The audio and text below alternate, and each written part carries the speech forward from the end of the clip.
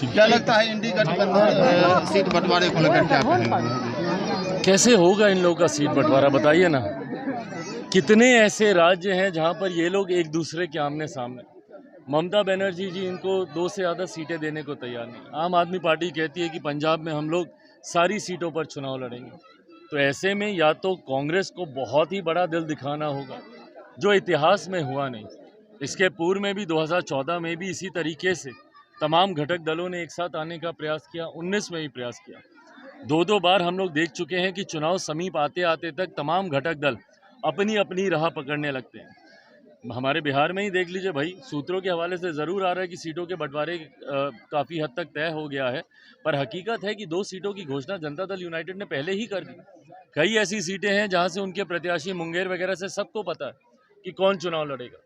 तो ऐसे में जब महत्वाकांक्षाएं, व्यक्तिगत महत्वाकांक्षाएं इतनी ज़्यादा हावी हों, ऐसे में ये तमाम घटक दल गठबंधन के हित में एक साथ आएंगे, ऐसा हुआ नहीं है और मुझे लगता नहीं कि ऐसा होगा। जो गठबंधन अभी तक अपना एक नेता तक नहीं चुन पाया, एक संयोजक तक नहीं चुन पाया, और तो और निशान एक लोगो तक अभी तक नहीं चुन पाया, तो ऐसे में ये लोग चुनाव की रणनीति, आज की तारीख में जब इन लोगों को बैठकर चुनाव की रणनीतियां तैयार करनी चाहिए, तो ये लोग संयोजक की बात कर रहे हैं, ये लोग लोगों की बात कर रहे हैं। आज जब इन लोगों को बैठ के कॉमन मिनिमम प्रोग्राम बनाना चाहिए, तो ये लोग बैठे एक दूसरे को कितनी सीटें दी जाएंगी नहीं दी जाएंगी, वो चर्चा में ये लोग लगे हुए। तो ऐसे में स्वार्थ के लिए बना हुआ ये गठबंधन है, बहुत ज़्यादा समय तक साथ चल पाए ऐसा मुझे लगता नहीं। शिक्षा मंत्री चंद्रशेखर के द्वारा लगातार सनातन पर हमला किया जा रहा है, राम रामायण अयोध्या इस सब के संबंध में टिप्पणी की जा रही है। यही सोच है इन लोगों की, देश की एक बड़ी आबादी की आस्था के साथ कैसे खिलवाड़ किया जाए, यही सोच इन घटक दलों के, जो इंडिया अलायंस के जितने भी घटक दल हैं, इनकी रही। साउथ के जब इनके घटक दल जब कहते हैं कि सनातन को समाप्त कर देना चाहिए, तब ये लोग खामोश रहते हैं। जब यहीं के एक क्षेत्रीय दल जब रामचरितमानस पे सवाल उठाते हैं, जब भगवान के अस्तित्व पे सवाल उठाते हैं, जब बार बार हिंदुओं की आस्था के ऊपर सवाल किया जाता है, खिलवाड़ किया जाता है, तो तमाम घटक दल इस पे खामोशी से देखते रहते हैं।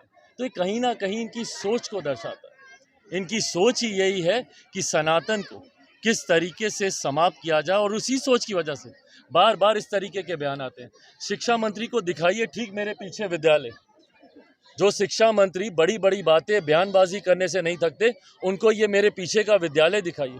कैसे बच्चे यहाँ पर बैठ के पढ़ाई करने के लिए मजबूर हैं, ठंड में, छत नहीं है, कोई भवन नहीं है, कोई पक्का मकान नहीं है, ज़मीन पर बैठ के, बिना बेंचेस के ज़मीन पर बैठ के मेरे बच्चे यहाँ पे पढ़ने के लिए मजबूर हैं।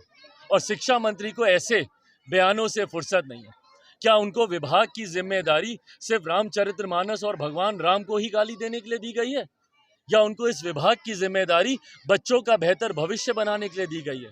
इसीलिए बिहार कभी आगे नहीं बढ़ता है, क्योंकि नेताओं के ऊपर जिसकी जिम्मेदारी होती है, उसको छोड़कर तमाम तरीके की बांटने की बातें करेंगे, समाज में असंतोष पैदा करने की बातें करेंगे, लोगों की भावना को भड़काने की बातें करेंगे, पर अपनी जिम्मेदारी को ये लोग नहीं निभाएंगे। गठबंधनों को नकार चुके हों, ठुकरा चुके हों, वो तीसरी बार भी ऐसा कर लें, किसी को कोई आश्चर्य होना नहीं चाहिए। बट बहरहाल ये भविष्य के घर में है, अगर कभी कोई ऐसी बात होती है तो उस वक्त फैसला लिया जाएगा। चिराग कहाँ से चुनाव लड़ेंगे? लड़ूं या हाजीपुर से लड़ूं, ये अंतिम फैसला मेरी पार्टी का संसदीय बोर्ड ही करेगा, संसदीय बोर्ड ही ये तय करेगा।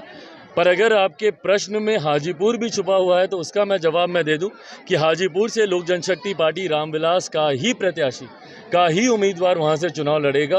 वो चिराग पासवान हो, कोई भी हो, पर हाजीपुर से हम ही लोग चुनाव लड़ेंगे। माताजी भी हो सकते हैं? हाँ, हम हो, हमारी माँ हो, पार्टी का कोई और कार्यकर्ता हो, कोई और नेता हो, कोई भी हो, पर हाजीपुर लोक जनशक्ति पार्टी रामविलास ही चुनाव लड़ेगी।